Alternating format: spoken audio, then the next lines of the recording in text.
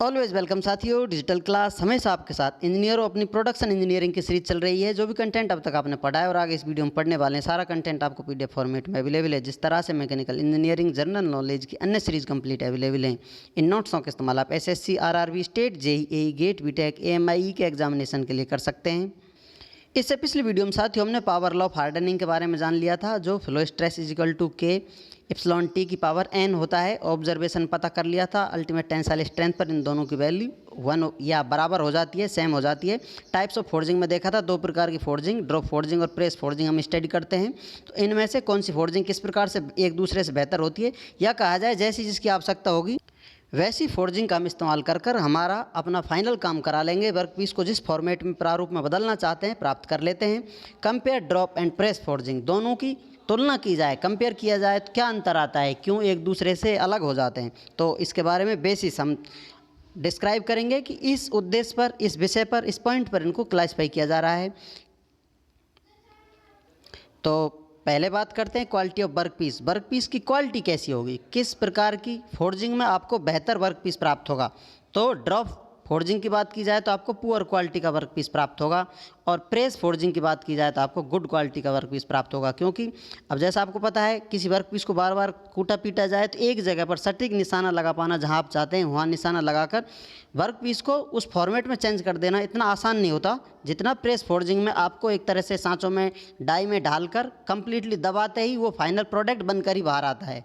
तो इस प्रकार से दोनों का अंतर है, लेकिन दोनों में अंतर ये भी है कि जैसा आप चाहें, इच्छित रिक्वायरमेंट है ऐसा यहाँ नहीं बना सकते, थोड़ा बहुत बदलाव करना चाहें तो यहाँ समय होगी, यहाँ पर डाई आपकी फिक्स होगी। जैसा फॉर्मेट बना हुआ है आपका वर्कपीस फाइनल ऐसा ही प्राप्त होने वाला होगा। नेक्स्ट बात करते हैं surface finish off workpiece. Workpiece के सरफेस फिनिश की बात की जाए, फोर्जिंग के बाद आपने जो वर्कपीस बना दिया उसका सरफेस कैसा होगा, पुअर होगा ड्रॉप फोर्जिंग में, क्योंकि कुटाई पिटाई की जा रही है समान रूप से, उसे लगातार आप सतह को बार बार पीट कर एक जैसा समतल नहीं बना सकते।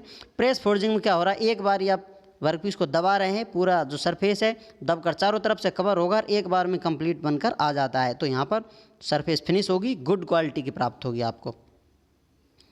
नेक्स्ट बात की जाए मैकेनिकल प्रॉपर्टीज़। मैकेनिकल प्रॉपर्टीज़ ये अपनी स्ट्रेंथ, हार्डनेस, टफनेस, स्टिफनेस, बाकी मैकेनिकल प्रॉपर्टियाँ होती हैं। तो किस में ज़्यादा बेहतर प्राप्त होंगी आपको, ड्रॉप फोर्जिंग में पुअर प्राप्त होंगी, और जो आपने प्रेस फोर्जिंग की है उसमें गुड मैकेनिकल प्रॉपर्टी ऑब्टेन कर लेता है आपका वर्कपीस, क्योंकि उसको धीरे धीरे आहिस्ता एक बार में सेम फॉर्मेट में बदल कर पहुँचा दिया जा रहा है, अरेंजमेंट उसका ठीक ठाक रहेगा, प्रॉपर्टियाँ भी अच्छी बेहतर प्राप्त होंगी। मास प्रोडक्शन की बात की जाए, अगला बेसिस है किस उद्देश्य पर हम इसको क्लासिफाई कर रहे हैं।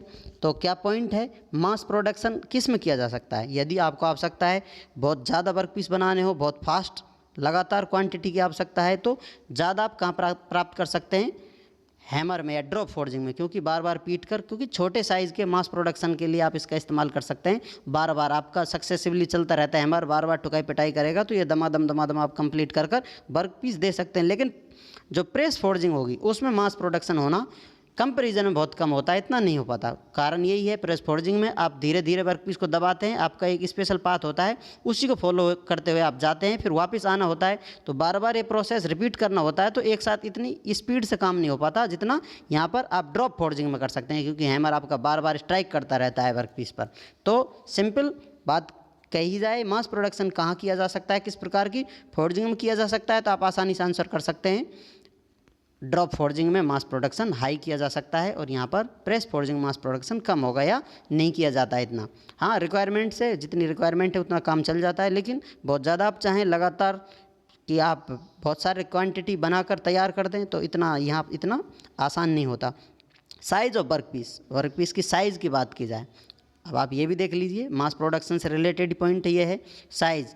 मास प्रोडक्शन में हम स्मॉल साइज़ के वर्कपीस बना सकते हैं, छोटे छोटे बनाने हो सटाक फटाक मार लगा कर बन जाएंगे। लेकिन प्रेस फोर्जिंग में प्रोसेस वही फॉलो करना होगा आपको, लेकिन यहाँ पर आप लार्ज, बहुत ज़्यादा प्रेशर फोर्स लगाकर काम कर लार्ज वर्कपीस हैंडल कर सकते हैं, बना सकते हैं, फॉर्मेट में ला सकते हैं। तो लार्जों को मास प्रोडक्शन दे पाना इतना आसान नहीं होता जितना आप छोटे छोटे वर्कपीस बना पाते हो, फाइनल प्रोडक्ट बना पाते हो। तो ये एक मेजर कारण है मास प्रोडक्शन के बीच में, या कहा जाए ड्रॉप फोर्जिंग और प्रेस फोर्जिंग के मध्य में। सिमिलरिटी टू अदर प्रोसेस, यदि अदर प्रोसेसों से कंपैरिजन किया जाए कि ऐसी सिमिलरिटी कहाँ देखने को मिलती है, तो ओपन डाई फोर्जिंग आप कह सकते हैं। ड्रॉप फोर्जिंग एक तरह से ओपन डाई फोर्जिंग प्रोसेस है। जैसा आपने देखा था ओपन डाई प्रोसेस में जो आपका वर्क पीस है, प्रोडक्ट है या स्टॉक है, उसको सरेआम खुले में प्रोसेस किया जा रहा है, सभी की नज़रों के सामने है, डाई आ रही है, दबाकर उसे दूसरे फॉर्मेट में बैरलिंग इफेक्ट देकर चली जा रही है।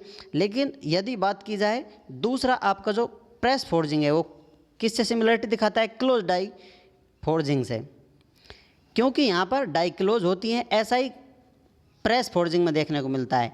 कोई कंप्लीट आपका वर्क पीस आप जो चाहते हैं उसको इस प्रकार से मान लीजिए, ये डाई बनी हुई है, ये डाई बनी हुई है, नीचे भी सेम ऐसी इसकी रिप्लिका होगी या कॉपी होगी इस प्रकार से। अब इनको दबाया जाएगा, एक दूसरे को पास में आएंगी, तो इसमें जो फाइनल वर्क पीस होगा आकर इसके अंदर जो साइज़ बनी हुई है इस प्रकार से सेम फॉर्मेट में आ जाएगा। तो ये बंद हो जाती है कम्प्लीटली, पार्टिंग लाइन एक दूसरे को अलग कर देती है। ये हमने पिछली सीरीज़ में देख लिया था, जब क्लोज डाई के बारे में देखा था उसको भी अपडेट कर दिया था।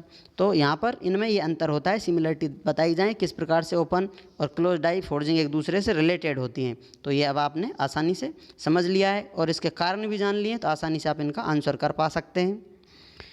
उम्मीद करते हैं विद्वानों वीडियो में दी गई अब तक की जानकारी आपको अच्छे से समझ में आई होगी। अभी भी आपका कोई कन्फ्यूजन है तो हमें ना आपका सोल्यूशन देने के लिए तो आप चाहें तो कांटेक्ट कर सकते हैं। कांटेक्ट लिंक आपको वीडियो डिस्क्रिप्शन मिल जाएगा। वीडियो को अंत तक देखने के लिए, चैनल को सपोर्ट करने के लिए आपका दिल की गहराइयों से बहुत बहुत धन्यवाद। मिलते हैं नेक्स्ट वीडियो में, तब तक पढ़ते रहिए, व्यस्त रहिए, मस्त रहिए। जय हिंद, वंदे मातरम।